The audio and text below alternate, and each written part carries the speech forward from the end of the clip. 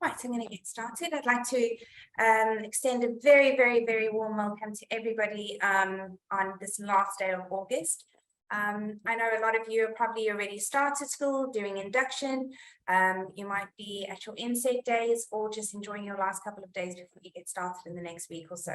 So a big warm welcome from me, Chantal. I'm Careers Manager at eTeach and also used to be a teacher myself for 17 years.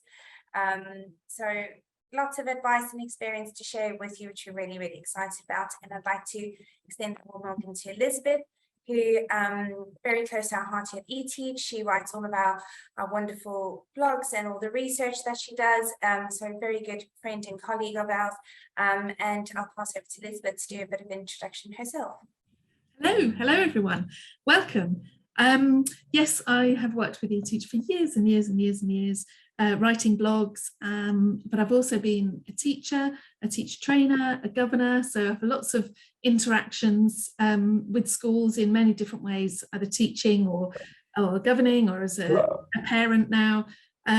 So yes, very, very excited to be talking about all things to do with relationships with colleagues, parents, and a little bit on well-being as well today. Hi, Elizabeth. Hiya. Sorry, totally, I don't know what happened. We've been very glitchy this morning with internet in the offices. So I don't know if you carried on talking or sorry, everybody, big apologies from my side. Yeah, I wasn't sure if you were talking. Everything just froze from my end. So. Good. So everything froze. So sorry, everybody. Let's really just hold fingers that it doesn't happen. Yeah, yeah. Apologies. So, Elizabeth, you were just about to get started about talking about building relationships. So apologies. Yes. Your hands are up here the last time. What's going on? Everybody, yes. Please accept our humblest apology. Actually, it's probably a good metaphor for what can happen in the classroom as well. Suddenly things can go wrong, and I think the tech, lesson observations, and the internet goes wrong, and it's about managing the expectations and managing the classroom and managing behavior. So just making sure that you are prepared for everything. So yes. Yeah, I mean, it is a good idea just to have something up your sleeve. At least in the classroom, you know, I wasn't really sure what had happened there. I didn't know if it was my end. I was checking my internet connection. But yes, it is a good idea just to have something just in case, because we are much more reliant on tech now. When I first started teaching, I had to have, you know, chalk and my wonderful rolling blackboard that I absolutely loved. But now, although even so, I did sometimes used to prepare lessons in advance on my rolling blackboard so that I could just pull down the next lesson. And if someone had been in and rubbed it all out, then yeah. So be prepared. That's why your relationship with colleagues is so important, because they can help dig you out of a hole if necessary. So I think this morning we just want to just go through what a typical term would look like, and what kind of steps you should take as a teacher to build relationships with possibly the most important people besides your children in the class, and that is their parents. They are going to be key for a successful year and a successful relationship built with the children in your class, because you need to work very, very closely with your parents. They are on your side, and they literally, the only thing they want is the best for their child. And I think if you remember that and keep that in mind, especially on the bad days, that will really, really help you get through. So we're just going to go through a basic term, what kind of situations might arise, and how to sort things if they go wrong. So the first week is coming up, and the most important thing, especially if you're a form tutor or even just the children in your subject classes, would be to introduce yourself to the parents of the children in your class. It doesn't need to be anything elaborate. It's really simple, a nice email, just discussing who you are, a brief introduction to who you are, a little bit of an overview of your expectations for the year in the class, and also to extend an open communication between you and the parents. So to explain in that email that if there is anything, that they are more than welcome to contact you, be it via emails, and also maybe put in a few outlines of when when you reply, if you will get back to them within 24 hours or 48 hours, whatever the school policy is. That is also very important. And also explain to them that if they do have a very big concern, that you'd like them to come in. Your emails to them when they do respond, I think an important thing. I'm going a little bit off topic here. I'm just thinking, when you do receive a parent email and there are school policies about when to reply to parents, what I used to do is, especially if it was important, I would acknowledge receipt of the email. So even if it was in the morning, thank the parent for the email. So you have received it, you will be working on a response, and you will get back to them in more detail in the next 24 hours. I think it's very important, because so often miscommunication comes from, you've seen an email, you don't have time to reply to it because you might not, and a parent will then go unaware and frustrated until they hear from you. So to acknowledge receipt would be very good. So maybe just break those small little things down in an introductory email to the parents of the children in your class by the end of the first week, I would say, Elizabeth. I think so, yeah. And I think it's really important to remember that some parents might have had a pretty poor experience of being at school. They might be quite nervous about encountering school, especially if they have their first child going through the school system. So just be aware that it can be daunting for some parents to engage with school. And I think that's where you need to think about power and where power lies in this relationship. It's really important that you are there is power with the parents, and that it's not over the child, it's with the child, and so that you're all going through this journey through school in a constructive and positive way. I personally don't mind when people get in touch with me. I feel it's up to me to be in control of when I reply. So if that makes sense. So if a parent emails me at the weekend, I do not mind. If it's the school policy that they shouldn't, then it's, the parent obviously should try to abide by that.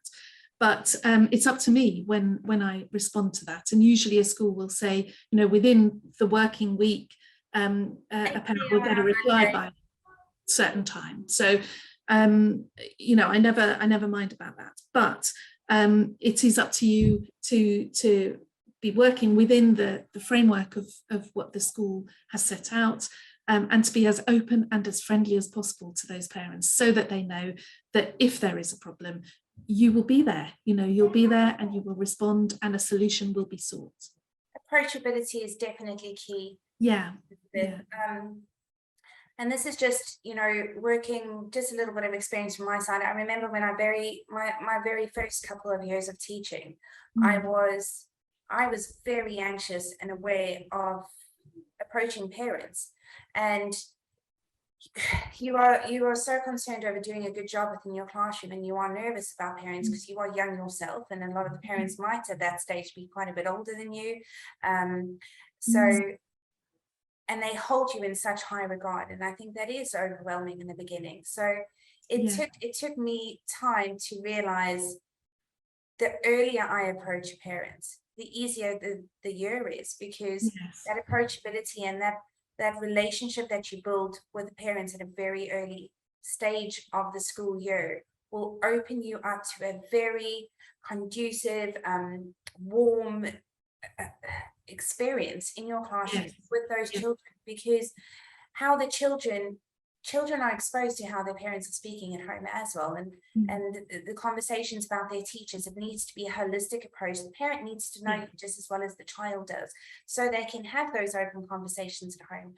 And what is it that you discuss? If there is that barrier, those conversations aren't as fruitful as they possibly could be. So it does take time, but just to realize that they are absolutely on your side, and the earlier. Yeah, absolutely. And I also think, we sometimes fear that parents are going to take a lot of our time, and actually they want stuff as efficiently as possible. People don't have lots of time. They don't want to stand and chat. They want a solution, or they want information, or just a little bit of contact, and that can be enough just to set the tone and off you go, you know, hopefully for a successful relationship. And they just really want to know if their children are okay. And by okay, that means if there is a problem, are you handling it? Are you sorting it? Are you dealing it? Have you picked up that there's a problem? Have you noticed? Yeah. Yes. Have you noticed that there's something? What are the systems being put in place to help? So, and by them knowing that there is a system in place, they know their children are okay and in good hands. And that technically is all they really, really, really want to know. As Elizabeth said, you do not want to be standing for hours and hours on end chatting. Is my child okay? And that really is. And are they in an environment where they're being cared about as they would be at home? Because we are an extension of a child's home. They are spending more time with you than they will with their parents during the school term. So it is very important that the parents are confident. Waking hours, probably, Yes. When your children get home, you have a good maybe two hours or so with them before bedtime. They go off, do their homework or whatever the case is. So it is very important that chunk of a child's waking day is with somebody that a parent trusts. And it really is all about that trust. Yeah, building the trust and maintaining it. Just feeding it, nurturing it through the term. And I think we mentioned it last week as well, Elizabeth, when we were discussing behavior. So often we only communicate and contact home once there's a problem. And in order to build that relationship of trust, it is very important also to be touching base and contacting home when things are going well. So, and that is also building the trust and building the relationship. That is a very important door to open, because the parent then knows that you aren't just looking out for the worst thing about their child. You have acknowledged that there are lovely little humans. And if you see parents that pick up, I mean, I know not all teachers do, but for some teachers, they will see parents at pick up time or drop off time. You know, just a quick word. Brilliant in history yesterday. Well done. You know, just something like that to the child in front of the parent. It's very underestimated. It is a brilliant time to touch base with parents. Yeah, I know in secondary school that's not so likely, but you know, but any encounters you have with parents, just try and remember something positive. You know, even if it's an improvement, much improved on last week, or you know, since we had that conversation, things are so much better. Just it's good to get the positive stuff across as well, because sometimes it will go wrong. Sometimes, you know, I can remember getting you know, a letter from a parent that was I found really upsetting, and you then go to someone else, go to another member of staff, say, here, have a look at this, how should I deal with this? You don't have to deal with it by yourself. There are people out there in your school community who can really help you sort things out. It's really it can really affect you if you get a comment from a parent that you feel is unfair. But there's always a way through. There's always a path ahead. Okay. I think that's the next topic we're going to touch on, Elizabeth, is how to handle a communication or an email or a letter that has come through from a disgruntled parent. It is going to happen. It is absolutely 100% going to happen. There is going to be a situation that you're exposed to that a parent might be unhappy about or unsettled about, and they are going to air their views via a certain form of communication. Best advice I can give to you is when it does happen, when you receive that email or letter or communication, do not respond back immediately. It is going to touch you emotionally. We are teachers, and it is part of our personality. Certain things it is an attack on our profession that we are worried about, and we are upset in the same breath that we have upset a child that they've gone home and there has been a miscommunication somewhere that a parent has got so disgruntled that it has come to a very strong worded email. It does happen sometimes, and it is all about, as Elizabeth said, using the support around you, using your mentor, using the teachers around you, and also taking the time to take the emotion out of it. Break down the points that the parent is bringing up. It could be something really easily solved, but if it is responded to in anger, it can get really, really messy. Another, just from personal experience, what I would do is acknowledge receipt of the email and ask the parents if they could come in and see you, because an open conversation between the two of you will possibly get things solved a lot quicker instead of an email backwards, forwards. So acknowledge receipt of the email and invite the parents in to come and have a discussion or conversation with you. For me, would be my best advice, Elizabeth. Yeah, absolutely. I mean, sitting down face to face is the way to solve issues that are unresolved. And another factor, I think, these days is social media. And sadly, sometimes, there can be disgruntled people within your school community who are taking it out on the school's Facebook page or within WhatsApp groups and it does happen, sadly. But I think your school will have set in place ways of dealing with this. So, if you notice something like that is going on social media, then you need to alert your mentor, you need to alert the head of the school, just so that it can be dealt with and dealt with in the way in which the school deals with it. So there will be, different schools will have different ways of dealing with this, but sadly it does happen. But like Chantal says, you have to take the emotion out of it. Do not take it personally. Invariably, it is not personal. It's just unfortunate that an issue has landed on your desk. But there are ways to sort it out, and there will definitely be support within your school. Yes. Yes, I wouldn't worry about that. Most communication with parents is going to be relatively good, I would say. I think in my experience, parents are receptive. If you need to say to a parent, look, we really got to deal with this behaviour issue, or we've got to, there needs to be a bit more effort in class or whatever, most parents will be open to that and will want the best for their child. So, I noticed with my son when he had a difficult transition from one year to the next, where the expectation of work kind of went up quite significantly.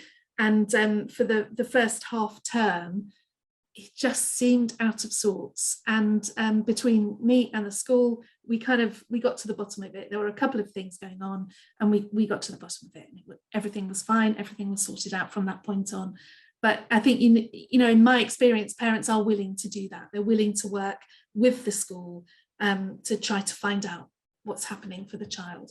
Why, whether it's behaviour, whether it's effort in class, whether it's actually getting down to work and starting, all of these are reasons for communication with the parents, and hopefully they will be amenable to that. Yes, and I think what's important to note is in your career, you will, as we said, it is inevitable that you're going to experience some form of negative communication between yourself and a parent, which is fine, but also put it into perspective that it's possibly 1% of your parent cohort that you are going to be experiencing, and try as hard as it might be, but try and remember that it's only 1%. And in those really, really bad days, if you have had one really like a niggle with parents, just remember the 99% of parents that have given you positive feedback and really enjoy you working with their child. So absolutely, I can think of one letter that I had, and that was quite near the beginning of my career, but in all of those years, stuck with you.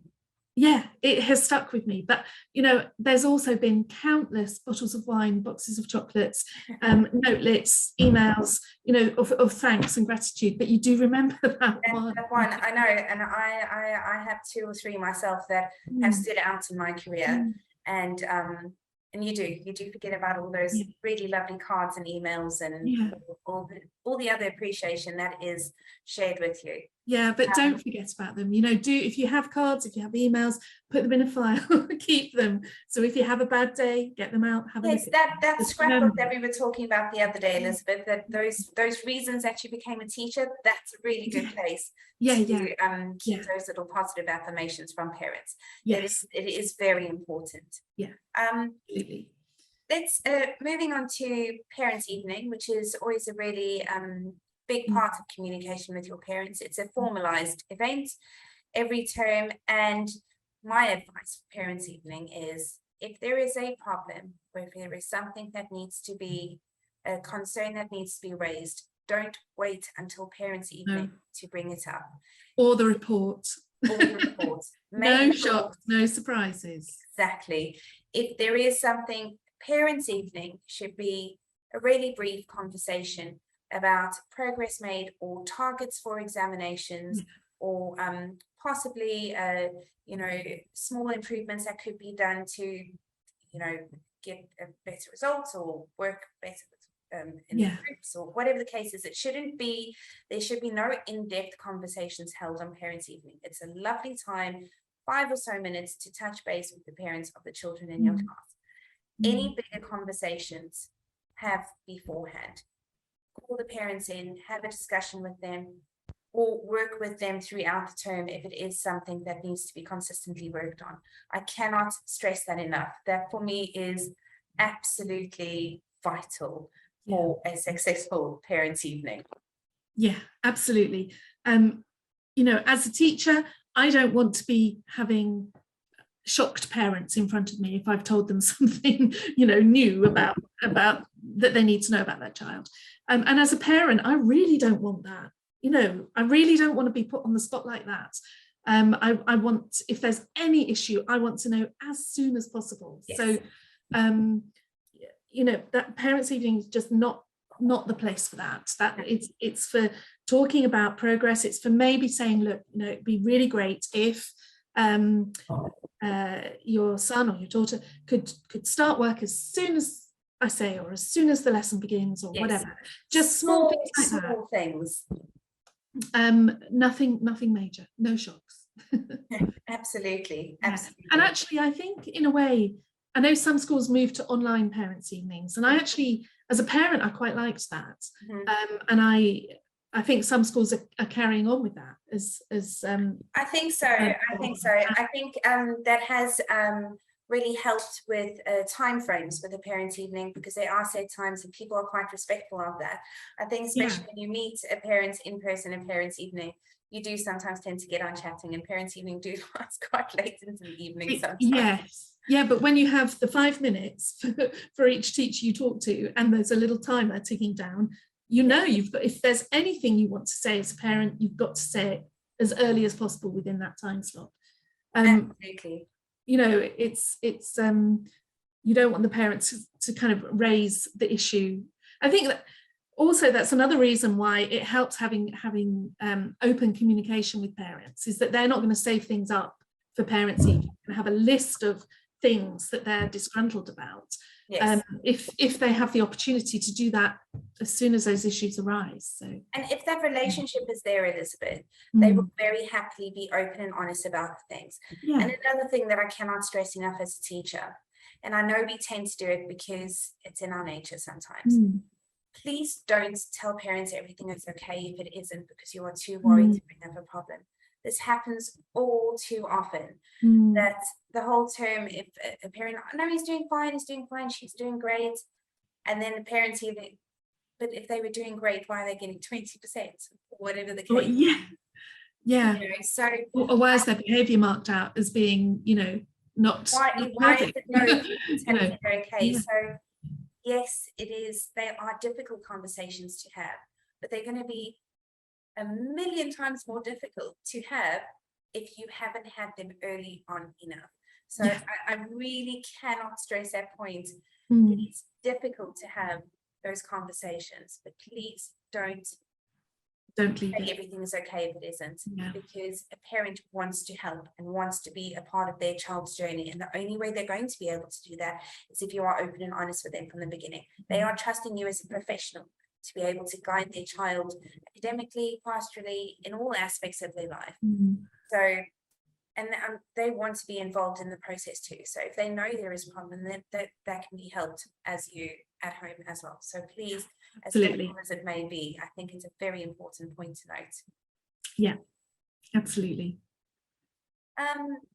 Yes. Another thing, just going back on any disgruntlement or a difficult conversation that you've had with a parent, or even if it's something small that you've noticed about a child, if there's been any changes at home, please do follow up that communication.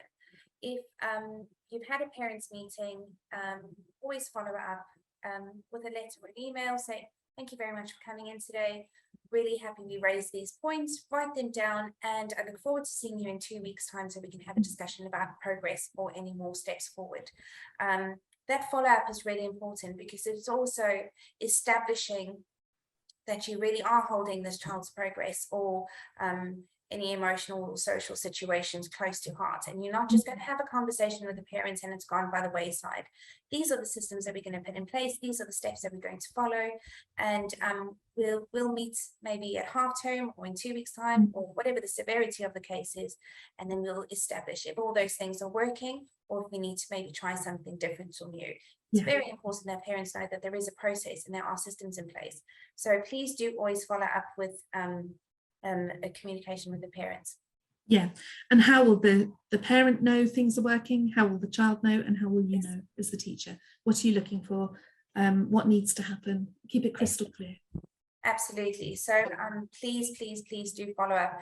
The only time I wouldn't say follow up would be after every single parent's thing, because that is unnecessary. So we are talking just about the bigger situations. Every parent that you've called in to see would need a follow up. Please, that is so very important. And if you are having these conversations, to document them, even if it's a telephone conversation. Write it down, put it on the systems that your school's using. If it's a little, they might have a daily record that you have for the children. Just even phone call to mum about homework not done. Just document everything so that it is on, just so that you can remember yourself, and also that there is a story. There is a narrative of that child. If there is a teacher 2 years down the line, they can pick up that there is a pattern. So please do document everything. Yeah, absolutely. All about building relationships. Is there any questions from our group today about working with parents and parent communication before we move on to working with colleagues? Be very keen to see if there are any concerns or anxieties from anybody of anything that we can do. If not, Elizabeth, I think we'll just move on to working with colleagues, and we are going to incorporate this with well-being. So Elizabeth, I'll get you to start this one. Well, again, like working with parents, you need to build relationships with your colleagues. They can be super helpful to you, but also you're going to need to do lesson observations. You're going to need help, advice, quick conversations in corridors, all of that. It's just so important to see yourself as working not in isolation, but as part of a community, as part of the teaching community in your school. And you are very much part of that. Even as an early career teacher, you are absolutely part of that community. So, see yourself in that way. Don't feel you can't ask people advice. Don't feel that you can't ask them to come in and observe you for in your lessons. It's so important. Okay. If you're asked to do something by a colleague, give a notice out or whatever, anything that a colleague might ask you to do, make sure you do it. All right, be reliable, be the one that delivers. Okay, be super reliable, super accountable, and super responsible in everything that you do in your job. Okay, and then it just makes everything so much easier. If you're seen as reliable, then colleagues are going to be, they're just going to appreciate you so much more. All right. Absolutely, and I think that taking accountability, especially as an early career teacher, is very important to start establishing yourself as a professional and in the career that you have chosen. There are going to be times where, especially if you're working in the same year group as a colleague, that possibly you'll be doing something different in your class to the other person, even when you're doing the same subject in a big department, say a science department or maths department. Make sure that you are touching base with your fellow colleagues when it comes to how they are communicating with parents, how they are communicating with the children. so that you are all on the same page, because there is Mm. nothing worse when you get to a situation where possibly your colleague is sending out communications with parents every Friday saying we've covered this, this, and this, and these are the targets for next week, and then you aren't doing the same. And then it does put you in a little bit of a back foot. So make sure that you have the trust of your partner, that you, as Elizabeth was saying, be reliable, be accountable, establish yourself as that person very early on in your career. And also, if things do go wrong, which they might, and it does tend to happen, especially in your early years, even after 20, 30 years of teaching, things you might have a bad day. Always take responsibility in the sense that don't put another teacher at fault for something that might have gone wrong in your class. It's very important to, as much as we've had to build trust with parents, you have to build trust with your colleagues. They are your best advocates. You need them 100% on your side. So definitely. Yeah, and also I would say, you know, if you're asked to do something and there's some lack of clarity over it, just ask a really specific question, you know, so that you're not left floundering. Just be happy to ask very specific questions.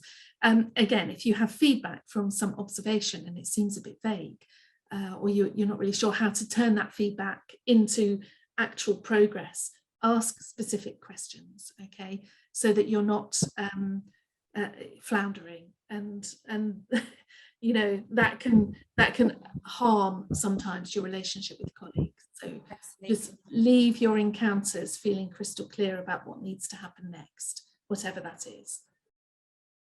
Elizabeth, there is some questions, but I think if we just finish on working with colleagues, and then yes, sure. I have a few thoughts on the question that's just been asked.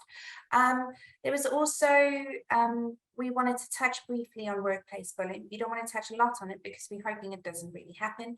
But in this case that it might happen, Elizabeth and I were chatting about best ways to possibly deal with it. And Elizabeth said something really pertinent to me yesterday. She's like, if you have a feeling that it's happening, then it probably is. So, Elizabeth, I just wanted to ask your advice on how to possibly get in touch with the union about this, and what would your advice be if there is any workplace bullying? Well, it does happen. It happens in every profession. So I think we need to be honest and open about that. Obviously, we would hope that it doesn't happen, and we would hope that it doesn't happen to us. But sadly, it does, and it might be happening to a colleague as well. You might observe it happening. So the advice would be, as soon as you start to think, as soon as you're kind of putting two and two together and you think, actually, this doesn't feel very nice, I think something might be happening, start to document those thoughts, okay, so you have a record. And then my advice would be, you need to talk to somebody else, and that is, it can be helpful to talk to someone who's not in the school, so that you can get some perspective from outside of your school. Obviously, within your school, you have your mentor. Hopefully you can speak to your head teacher or your line manager, but sometimes that can feel awkward. So outside of your school, you can speak to someone in your union. You can speak to someone at education support. So remember, education support has the 24/7 helpline, so you can ring and they will point you in the direction of support for workplace bullying. So if it is happening to you, talk, okay? So 2 steps: 1, document what's happening; 2, talk to somebody else. And then the next step will become clear as to what you have to do in your specific situation. But there is advice out there, and there are articles online about it. There's advice in the Teacher Wellbeing book. And I'm pretty sure there's been articles on eTeach about workplace bullying as well. If not, it is something that I will write about in the future.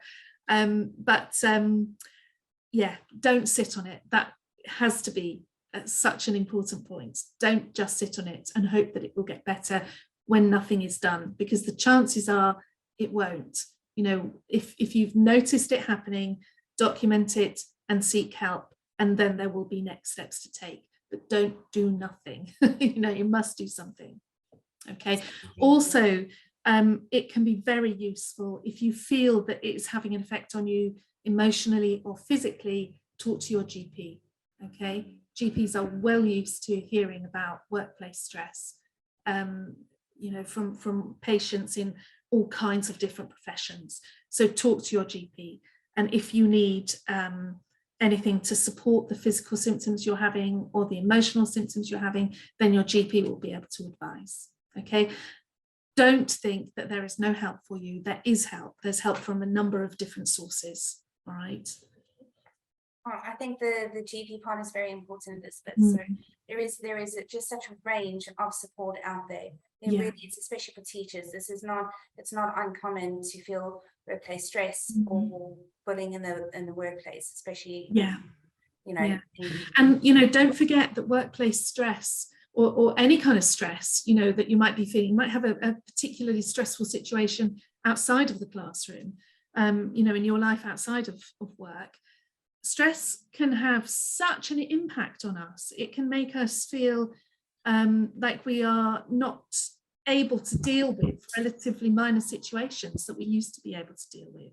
It can have an effect on us physically. It can have an effect on us emotionally. Every aspect of our well-being can be affected by too much stress. Now, we need some stress. You know, there is such a thing as you know, being motivated to do stuff, and that comes from a sensible kind of positive level of stress. But when we move into negative stress, then we have to be really, really aware of what's happening to us physically, emotionally, mentally, because the symptoms will start to mount up, and in seemingly no time, you might be dealing with a much bigger problem. So just be very, very self-aware of what's going on. Okay. Right. I think I'm just going to touch on this question. I'm conscious of time. Yes. I'm 22 and look very young. I'm quite worried about how parents will react to me being so young and whether this will be brought up. I also don't know whether to tell my year 5s my age and my first name when they ask, what is your preference? I think we all started at that age, Elizabeth, around that age. I remember also feeling very young, but the most important thing is to establish your professionalism from the very beginning. That doesn't mean being standoffish. It's absolutely being yourself, but you are the teacher in that classroom, and you need to establish that by the systems that you put in place, especially with year 5s. They can be very excited. They can have a lovely young teacher, and year 5s are a really nice, bubbly age. So I can imagine lots of questions are going to come your way. But to remember, you are their teacher, and you have studied to be their teacher, and this is your now position in the classroom. So when it comes to telling age and first names and stuff, it shouldn't really get in a situation that those questions come up. But if they do, Elizabeth, I'm not too sure about your take on this. I'd like to hear. I just think, you know, for parents and for children, your age is irrelevant, really. You know, you are there. You haven't kind of jumped the system and arrived without having gone through FE, HE, you know, all the qualifications you need to get to the point where you're at. So, you know, parents, as a parent, I would just assume that the teacher who was there in front of the class where my son was old enough and qualified enough to be there. So your age is not, it should not be relevant. But if, I mean, I can remember one comment, and it was very early in my career, and it was something similar to that. But it was simply that the parent was acknowledging, you know, that I was relatively early in my career. There was nothing critical about it, and I don't think you need to worry about it. Really, parents should react to you as they would react to any teacher. Absolutely. You know, I feel the same, and whether they ask you your age and your first name is, again, irrelevant. We all have a first name and we all have an age. Yeah.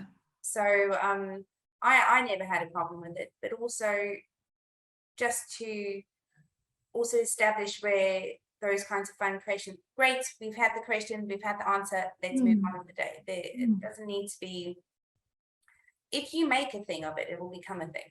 It doesn't need to be that. So you've established yourself. You answer the questions as you've asked them their first names. I didn't have an issue with it.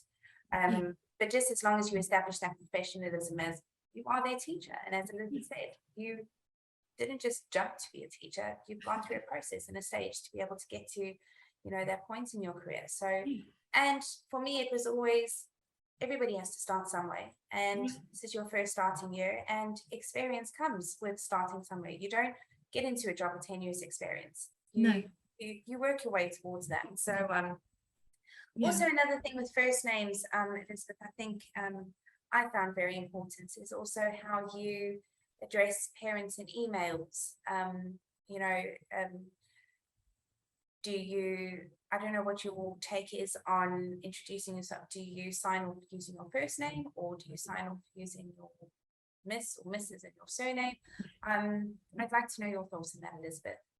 Well, personally, I always refer to a parent as, from what I know. So if they are Mrs. So-and-so or Mr. So-and-so, then that's how I would address them. I wouldn't use the first name unless they had specifically told me to. But I finished the email or whatever communication with my first name and my second name. So personally, I'm happy for them to address me in that way. But what I find is normally they don't. And as a parent, I always address my son's teachers in emails or communication that's written down as Mr., Dr., Mrs., whatever they are. So, you know, that's I'd find it easier. So even though they end their emails with their first name, I always address them as, you know, Mr. and Mrs. So-and-so. It is, I think it keeps that level of professionalism. And absolutely, unless they've asked you to specifically, please call me by my first name, don't cross that line, because that is you setting the tone of the professionalism in your, as a teacher of their child. Also important, if you are addressing a letter to Mr. and Mrs., please take note, especially on the systems and stuff that you have in school, they don't always have the same surname. So please remember about their salutation, to make sure that you have double checked which surname it is that they are legally using. That is important. And also it is building that relationship again, you taking the time to make sure that you know what their surname is and not just assuming. So my viewpoint is I also only ever addressed a parent by Mr. or Mrs. unless they asked me to, if I saw them somewhere else. And I always finished off my emails using Miss, Mrs. and my full name. I think that it is very important. Yeah, just so that it's clear and everybody knows. All right, Elizabeth. There aren't any more questions, but I'd like to ask if you want to end off our webinars with just maybe a really nice well-being tip for our teachers that are starting next week. Yes, I just would like to say, just be self-aware, because sometimes feeling overwhelmed can just suddenly arrive, you know, and we suddenly think, do you know what, I've got so much to do, I don't feel that well, you know, I can't see the end of term, it just seems such a long way away, and that feeling can sometimes just arrive suddenly. And I just think if we are very self-aware, we can see it coming, and if we can see it coming, we can do something about it. So be self-aware. How do you know, what are your signs that you're starting to feel stressed? So, you know, I know for myself what I need to look out for. Make sure that you know what you need to look out for too. And when you are starting to see those signs and those symptoms of you know, negative stress creeping in there, what are you going to do? What will make you feel better? All right. And sometimes it will be possible to go through your to-do list and move stuff. You know, you can't do it all, and you can't do it all now. So what can you move? What can you prioritize? Some stuff you can't, some stuff you're going to have to you know, just do, but other things will be able to move. So address the stress. Don't let it slide. Don't, because it will only, it'll be like a snowball, you know, gathering. So address it. Something has got to change. You're starting to feel stressed. What is going to change? So is it going to be that you're going to reduce stuff from your to-do list? Are you going to give yourself more time off in the evenings? Make sure you have several evenings a week where you're doing no work. Are you going to add in a hobby that's going to de-stress you? Are you going to spend more time on cooking in the evening so that you have a decent meal to eat? Because there is a strong link between how nurtured we are through the food that we eat, and how much that kind of feeling of not of well-being. Is your well-being diminishing because you're not giving yourself good food to eat, good exercise, and plenty of water during the day? So what's happening? I'd also say, make sure you know what your stress beaters are. Put that in your list, or in your book, with your nice feedback and your things